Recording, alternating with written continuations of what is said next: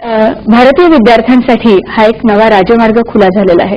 नेमका त्यांच्या उज्ज्वल भवितव्याच्या कुठल्या संधी आपल्याला उपलब्ध आहेत? साधारणपणे मागच्या 5-6 वर्षांमध्ये भारताची अर्थव्यवस्था जी खुली होत आहे किंवा एकूणच जे ग्लोबलायझेशन होत आहे त्याच्यामुळे परदेशात जाऊन शिकणाऱ्या विद्यार्थ्यांमध्ये प्रचंड प्रमाणात वाढ होत आहे आणि जशी ही डिमांड वाढते आहे तसाच सप्लाय पण जो आहे तोही तितक्याच स्पीडने वाढत आहे आणि साधारणपणे मागच्या 6 वर्षांमध्ये भारतातून परदेशात जाणाऱ्या विद्यार्थ्यांची संख्या ही तिपटीने वाढलेली आहे असं आपल्याला पाहायला मिळतात आणि ह्या अनेक संधी आज विद्यार्थ्यांना उपलब्ध आहेत आणि त्यांनी जर व्यवस्थित माहिती करून घेतली तर त्याचा निश्चितच फायदा ते लोक स्वतःसाठी करू शकतात. तर इंटरनेटवर सुद्धा प्रचंड प्रमाणात आज माहिती उपलब्ध आहे. बरोबर.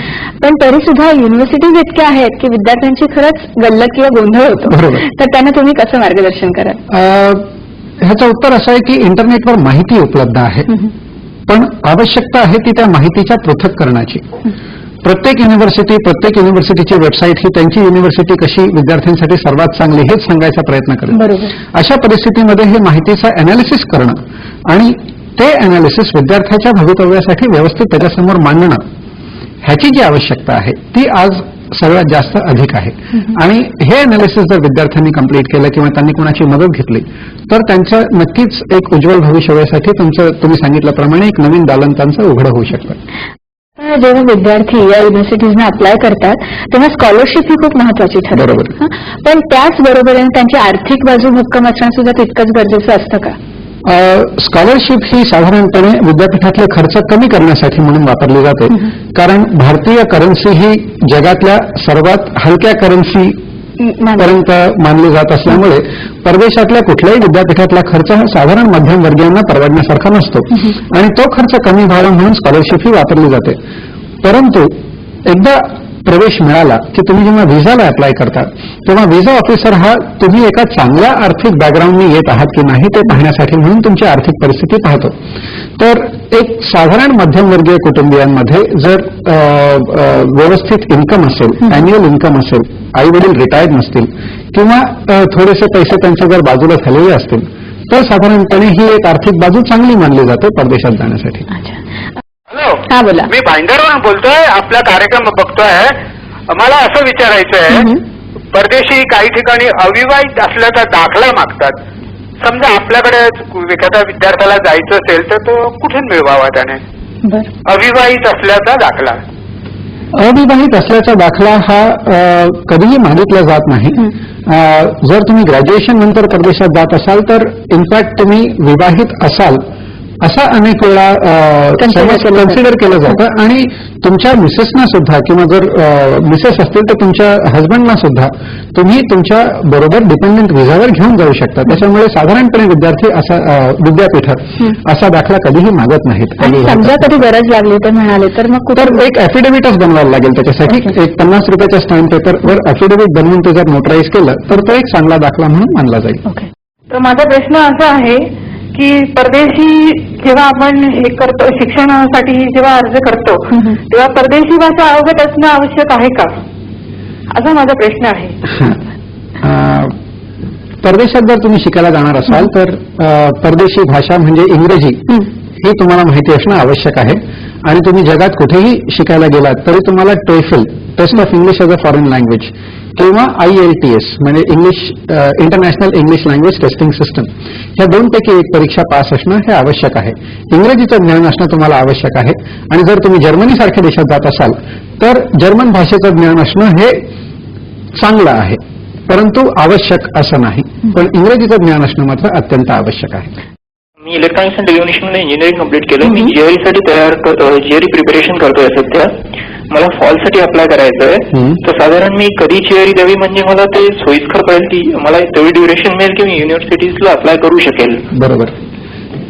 साधारणपणे नोव्हेंबर ते फेब्रुवारी ह्या महिन्यांमध्ये त्यांनी GRE द्यायला हवी. आता अनिकेताचं उत्तर मला असं द्यावंसं वाटेल की GREची तयारी पूर्ण असणं हे जास्त आवश्यक आहे. त्याच्यामुळे नोव्हेंबर ते फेब्रुवारी ह्या पिरियडमध्ये तुम्हाला जेव्हा केव्हा असं वाटेल की तुमची GREची तयारी पूर्ण झालेली आहे त्यानंतर तुम्ही अप्लाय करायला चालू करू शकता. अर्थात जर तुम्ही नोव्हेंबरमध्ये GRE दिली असेल तर तुम्हाला जास्तीत जास्त चॉईस मिळेल, तुम्हाला जास्तीत जास्त शिष्यवृत्ती मिळतील आणि त्या फेब्रुवारीपर्यंत हळूहळू कमी होत जातील. हा एक बॅलन्स तुम्हाला स्ट्राईक करायचा आहे की तुमची तयारी केव्हा पूर्ण होते. ऍट द सेम टाइम तुम्ही फार लेट करताही कामा नाही, कारण जर तुम्ही फार उशीर केला तर तुम्हाला स्कॉलरशिप्स मिळत नाहीत. तर साधारणपणे नोव्हेंबर ते फेब्रुवारी हा काळ हा ऍप्लिकेशन करण्यासाठी एक आयडियल काळ म्हणून मानला जातो. अच्छा. जेव्हा शिक्षणासाठी विद्यार्थी तिथे जातात तेव्हा बऱ्याचशा युनिव्हर्सिटीज तुम्हाला रिसर्च सुद्धा ऑफर करत असतात. बरोबर. हे कन्सिडर केलं जात नाही आणि खूप नुकसान होतं. बरोबर. तर त्याविषयी तुम्ही माहिती द्या.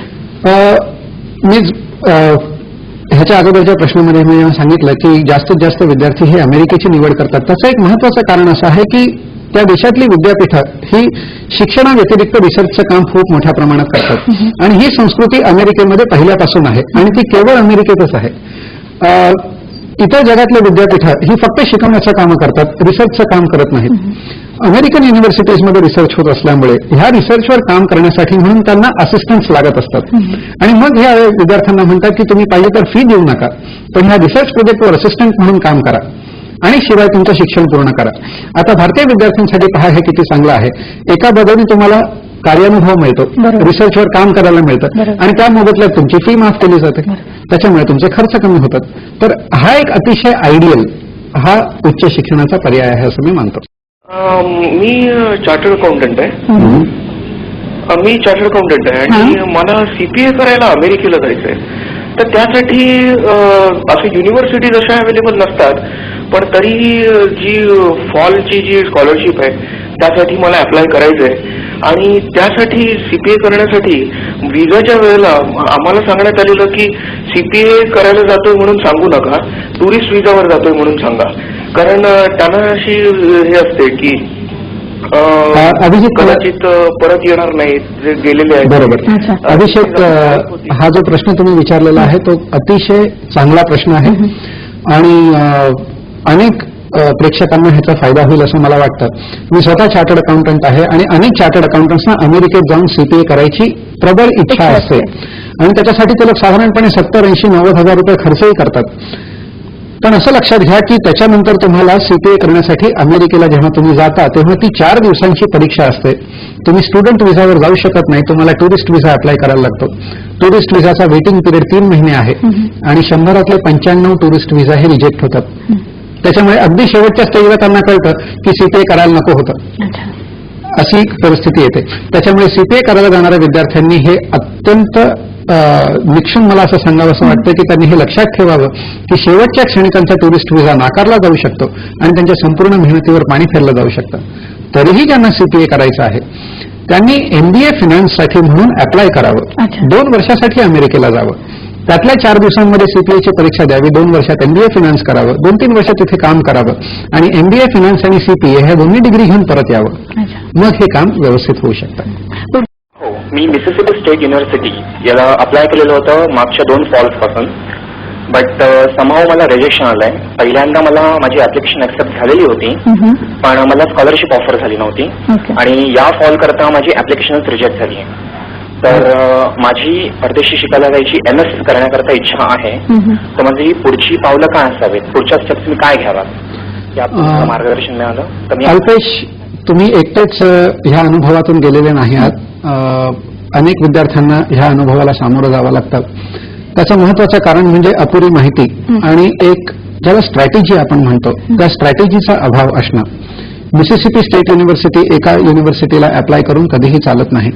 साधारणपणे प्रत्येक विद्यार्थी हा मास्टर्स करायला जात असताना 6 ते 7 विद्यापीठांना अप्लाय करणं आवश्यक आहे.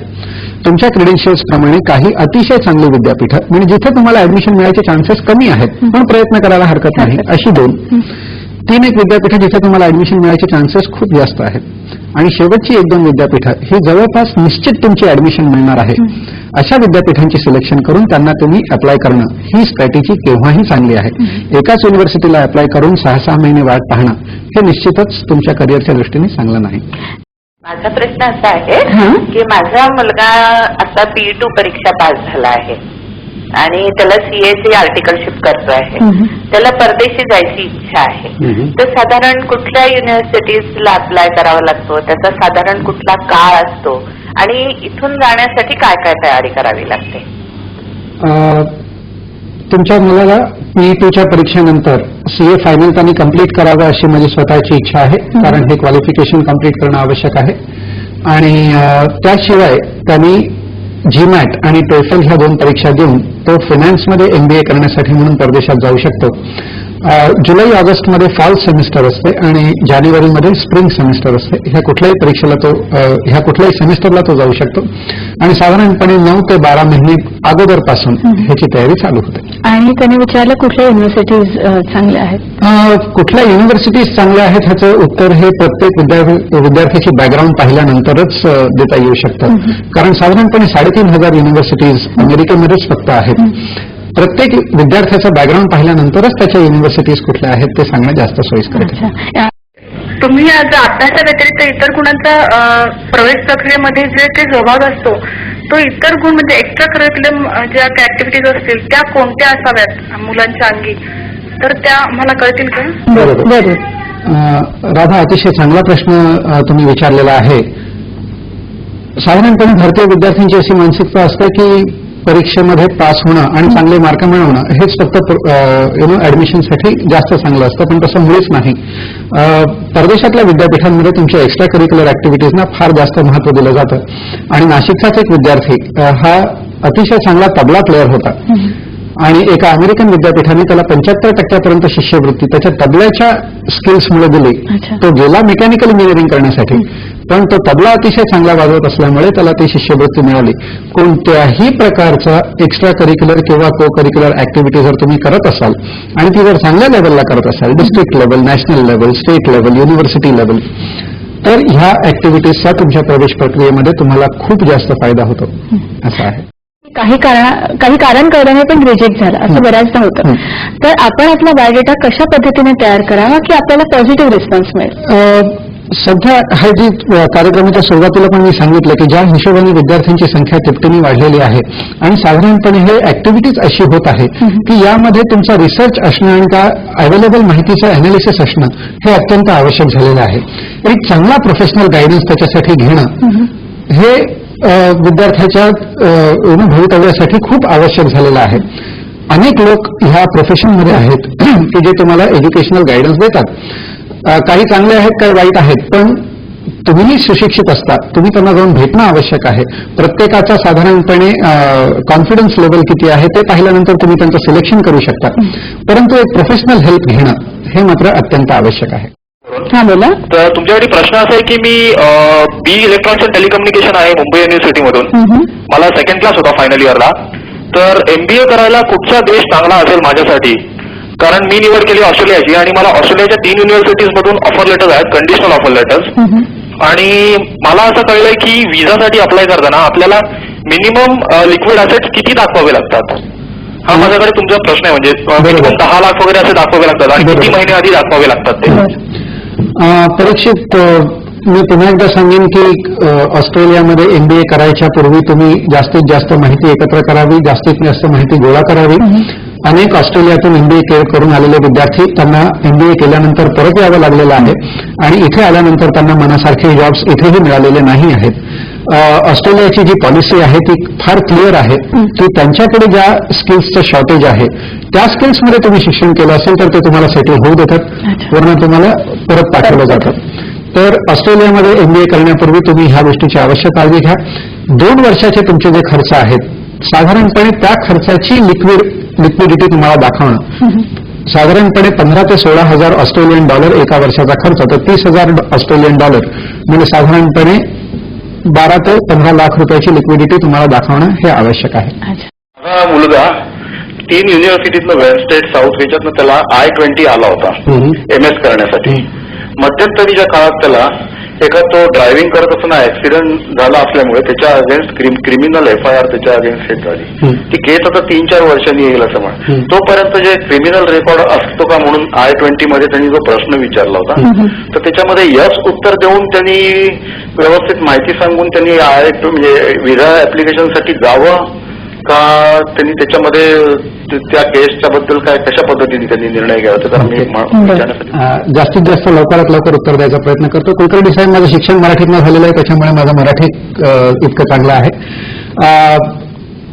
तुमच्या व्हिसा ऍप्लिकेशनमध्ये कुठलीही माहिती चुकीची कधीही देऊ नये ह्या स्पष्ट मताचा मी आहे. परंतु व्हिसा ऍप्लिकेशनमध्ये असं विचारलेलं असतं की हॅव यू बीन कन्व्हिक्टेड. म्हणजे तुमच्यावर आरोप सिद्ध झालेले आहेत का असा तो प्रश्न आहे. तुमच्यावर आरोप झालेले आहेत का असा तो प्रश्न नाही. तुमच्या मुलावर जर FIR झाली असेल तर ती आरोप अजून सिद्ध जर झालेला नसेल तर त्याचं उत्तर नाही असंच येणार. तर त्यामुळे तुम्ही त्या हिशोबाने करू शकता. माझा मुलगा सध्या पुण्याला ILS मध्ये सेकंड इयरला आहे. त्याला परदेशात वकिली करायची आहे. एकतर लंडनमध्ये किंवा US मधल्या कुठल्या चांगल्या युनिव्हर्सिटीज मध्ये जर त्याला ऍडमिशन मिळत असेल आता वकिली करण्यासाठी तरी तो 1 वर्ष वाया घालवायला तयार आहे. तर ते कितपत योग्य राहील? म्हणजे तिथे जाऊन डिग्री घेणं योग्य राहील की इथे डिग्री घेऊन तिथे काही विशिष्ट कोर्स करून तिथे त्याला प्रॅक्टिस करणं? ते प्लीज मला सांगा. चंदोरकर मॅडम, तुमचा मुलगा जर इथे लॉ ऑलरेडी करत असेल तर त्यांनी लॉ पूर्ण करावं इथे आणि UK मध्ये जाऊन बॅरिस्टरची परीक्षा द्यावी, ज्याला सॉलिसिटर्सची परीक्षा म्हणतात. ही पण एक 7-8 दिवसांचीच परीक्षा असते आणि त्याच्यानंतर तुम्ही UK किंवा इंडिया दोन्हीमध्ये प्रॅक्टिस करू शकता.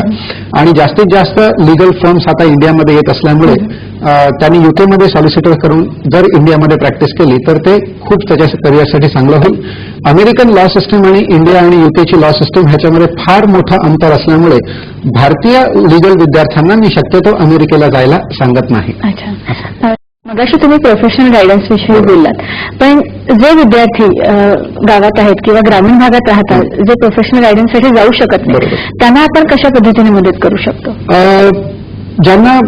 ज्यांच्या जवळ करिअर काउन्सिलर्स नाहीत, म्हणजे मुंबई पुण्यामध्ये करिअर काउन्सिलर्स खूप आहेत पण मुंबई पुण्या व्यतिरिक्त इतर शहरांमध्ये नाहीत, त्यांच्यासाठी काही वेबसाईट्स आहेत.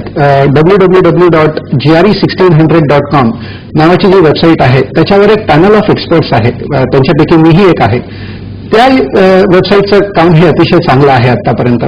त्याशिवाय usnews.com वर तुम्हाला थोडीशी जुजबी माहिती मिळेल, पण gre1600.com मध्ये तुमचं संपूर्ण करिअर काउन्सिलिंग हे ऑनलाईन केलं जातं. टेलिफोनवर तुमच्याशी कन्सल्टेशन्स दिले जातात आणि हे जे पॅनल ऑफ एक्सपर्ट आहे हे आपापसामध्ये डिस्कशन करून बऱ्याच वेळा आम्ही निर्णय घेतो की विद्यार्थ्यांनी कुठे अप्लाय करायचं आणि तिथेच का अप्लाय करायचं, त्याचा एक संपूर्ण रिपोर्ट तयार केला जातो. टेक्नॉलॉजीच्या ह्या दिवसांमध्ये करिअर काउन्सिलरच्या फिजिकली जवळ असणंच आवश्यक नाहीये, पण तुमच्या एकूण करिअरचं अनालिसिस करणं आणि अवेलेबल ऑपॉर्च्युनिटीजचं अनालिसिस करून त्याची जोडणी करणं हे अत्यंत आवश्यक आहे.